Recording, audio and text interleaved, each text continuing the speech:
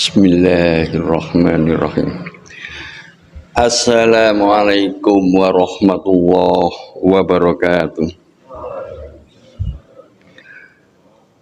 Alhamdulillahilladzi arsala rasulahu bil huda wa dinil haqqi liyutimma makarimal akhlaq liyuhyina hayatan thayyibatan fiha di dunya wa fil akhirah. Asyhadu an la ilaha illallah wahdahu la syarikalah wa asyhadu anna Muhammadan abduhu wa rasuluh. Allahumma sholli wa sallim wa barik ala Muhammad wa ala alihi wa sahbihi wa mawala amma ba'du. Jamaah salat subuh yang dirahmati Allah, saya kira itu saya lebih enak duduk di bawah, bisa berhadapan-hadapan langsung sehingga audien itu tidak nunduk tok, nanti saya berbaca pas tertidur. Kalau di bawah kan sungkan nanti nunduk. Tapi memang suatu saat lain kali itu bentuk daripada tausiah ini supaya tidak formal banget yo.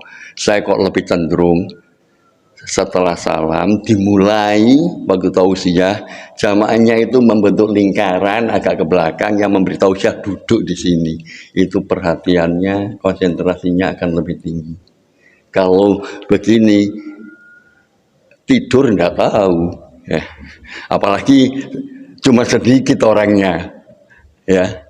Ya mungkin karena kesibukan seperti saya sendiri juga banyak pesanan, seringkali harus segera pulang, jadi kita memaklumi. Baiklah, saya akan berkisah supaya ada variasi. Ada sebuah kisah seorang penggali kubur. Kisah seorang penggali kubur. Jika nanti ini agak panjang, yang punya hajat bisa langsung pamitan, tidak masalah.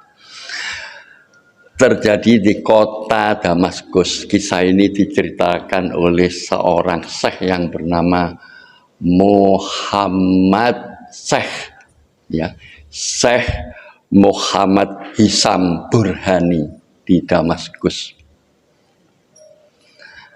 Di Damaskus itu ada sebuah kuburan yang bernama Ad-Dadah. Kalau orang Damaskus sendiri sudah tidak asing terhadap kuburan yang disebut Ad-Dadah itu, karena kuburan tersebut tempat makamnya para waliullah, aulia, syuhada, banyak dimakamkan sana.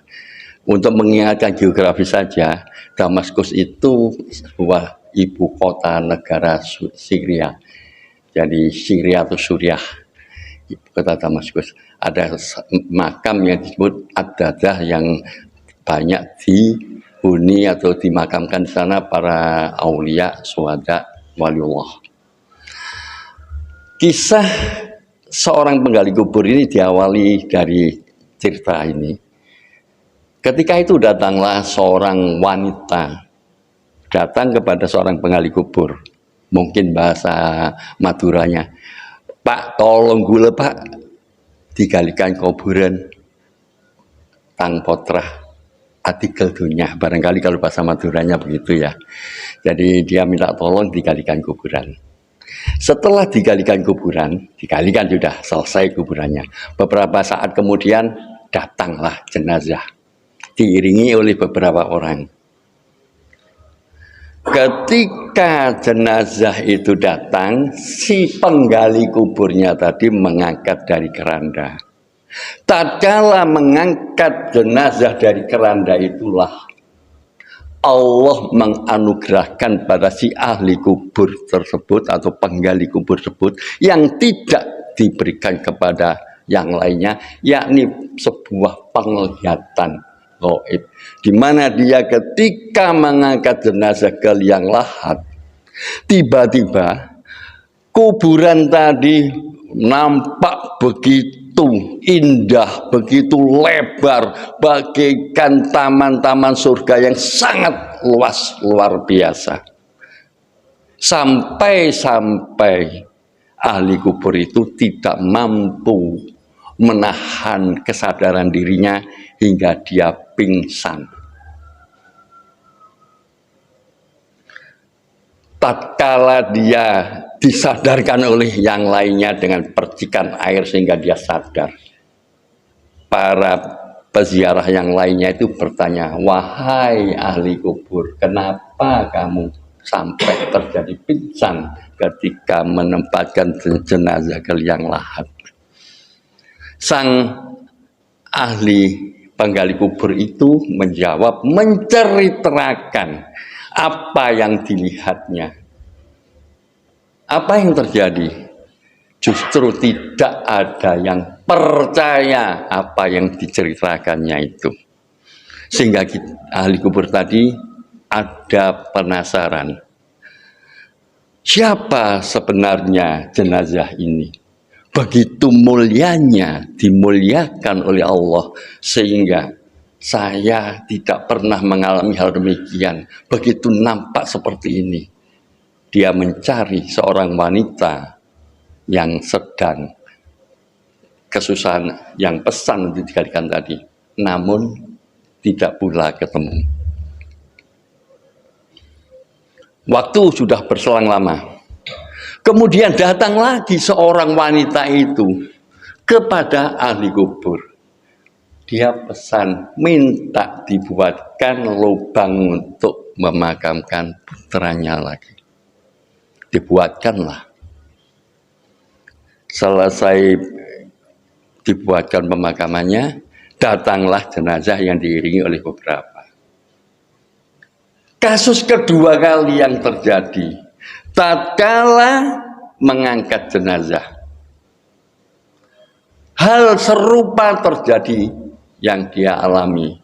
Mata penglihatan oleh Allah dianugerahi sebuah pandangan mata yang tidak bisa dilihat orang lain. Karena sudah pernah mengalami yang pertama, dia berusaha, walaupun dia merasa takjub, kaget, heran, luar biasa, tapi dengan gemetar menahan dirinya, tidak sampai pingsan. Kemudian selesai memakamkan jenazah tersebut, dia berusaha mencari siapa sebenarnya wanita yang menyuruh saya menggali kubur. Betapa mulianya kedua anak yang dikuburkan itu. Berusaha dia mencarinya. Kemudian ketemulah dia pada sang ibu itu. Setelah bertemu kepada sang ibu, si penggali kubur itu bertanya kepada ibu tersebut, wahai sang ibu, apakah engkau yang kehilangan putra keduanya yang telah dimakamkan itu? Sang ibu menjawab, kenapa kamu mengejar-ngejar saya? Saya itu dalam keadaan berduka. Saya bertanya, apakah yang menjadikan ibu berduka? Saya sudah kehilangan dua anak saya. Yang pertama, sekarang yang kedua. Kenapa Anda mengejar-ngejar saya? Kemudian sang ahli kubur menceritakan apa yang dialami. Sebenarnya siapa, Bu, kedua anak itu? Sang ibu menjelaskan, dia adalah kakak beradik, di mana adiknya ini menuntut ilmu agama, dan sang kakak yang bekerja keras sebagai seorang kuli untuk mencukupi kebutuhan adiknya di dalam menuntut ilmu. Kematian yang pertama adalah adiknya yang menuntut ilmu.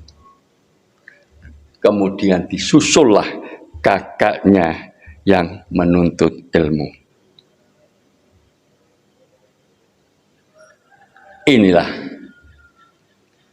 betapa bisa kita tarik hikmah, betapa besarnya sebuah seseorang dalam menuntut ilmu. Begitu mendengar penjelasan dari sang ibu, kemudian sang ahli kubur itu bertekad, saya akan tinggalkan pekerjaan menggali kubur.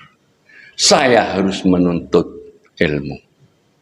Datanglah dia ke sebuah masjid, di mana masjid itu dibina atau diasuh oleh seorang syekh yang bernama Syekh Sa'id.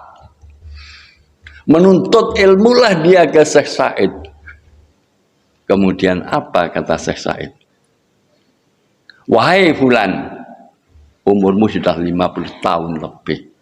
Kemana saja kamu ketika masih muda? Begitu kamu sudah tua, kamu masih mau belajar menuntut ilmu. Kemudian sang ahli kubur itu bercerita apa yang dia alami pertama, kedua, tatkala memakamkan dua orang anak itu.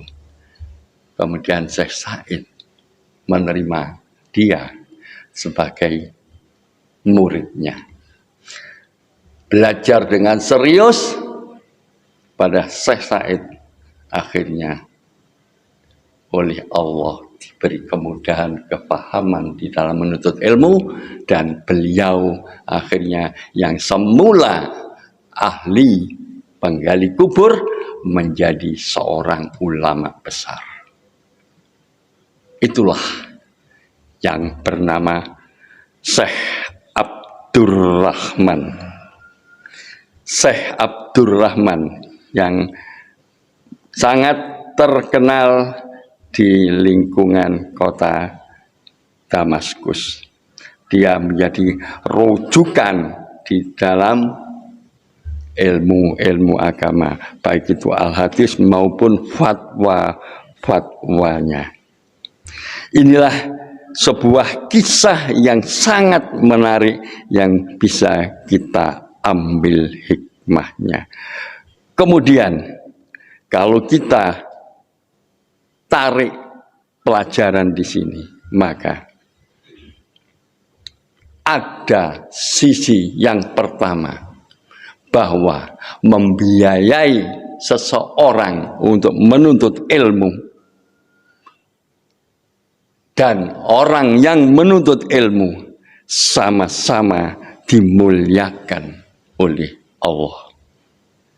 Kemudian kalau kita di dalam menuntut ilmu diniatkan karena mencari ridha Allah, maka Allah akan memudahkan di dalam kita memahami ilmu itu sendiri.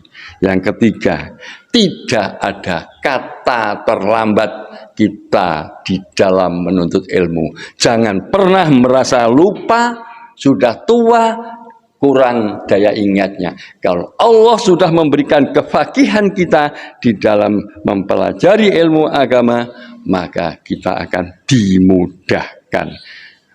Dan saya akan membacakan sebuah atsar dari sahabat Abu Darda. Kun aliman au muta'allama au mustami'an au muhibbal lahum wala takun khamisa fatahlaka.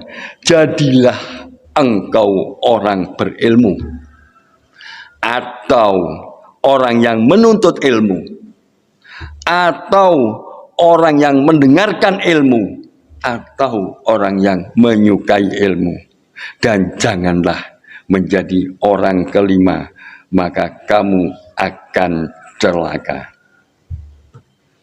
Dan kita perlu memahami sebagaimana hadis Rasulullah Shallallahu Alaihi Wasallam, mayyudillaha bihi khairan yufaqqahu fiddin. Barang siapa yang dikehendaki oleh Allah kebaikan, niscaya dia akan memahamkan dalam agama.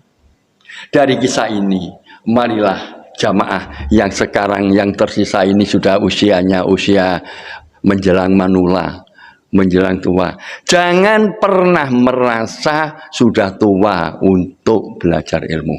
Jadi kita bisa menjadi orang berilmu, bisa suka mendengarkan ilmu, bisa juga membiayai orang-orang berilmu, dan suka pada ilmu itu sendiri. Jadi kita mari senantiasa mengembangkan diri, belajar dan belajar, sehingga ajal kita dijemput oleh Allah.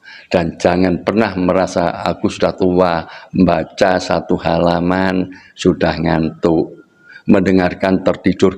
Gampang, moco ben gak gampang ngantuk, bacalah yang sangat mudah, yang menyenangkan mengawalinya. Naikkan derajatnya pada kualitas-kualitas yang lebih berat, dan hingga akhirnya membaca apapun dalam bentuk apapun tidak pernah ngantuk. Karena itu semua bisa dilawan dengan kemauan. Insya Allah kalau Allah memberikan kemudahan dalam kepahaman mempelajari ilmu, kita akan dimudahkan. Itulah motivasi yang kita berikan, khusus yang tadinya saya akan memberikan lain, karena saya lihat jamaahnya sudah seusia saya mayoritasnya, jadi saya memberikan motivasi tentang usia walaupun tua, semangat harus menuntut ilmu sebagai motivasi kita. Billahi taufiq wal hidayah. Assalamualaikum warahmatullahi wabarakatuh.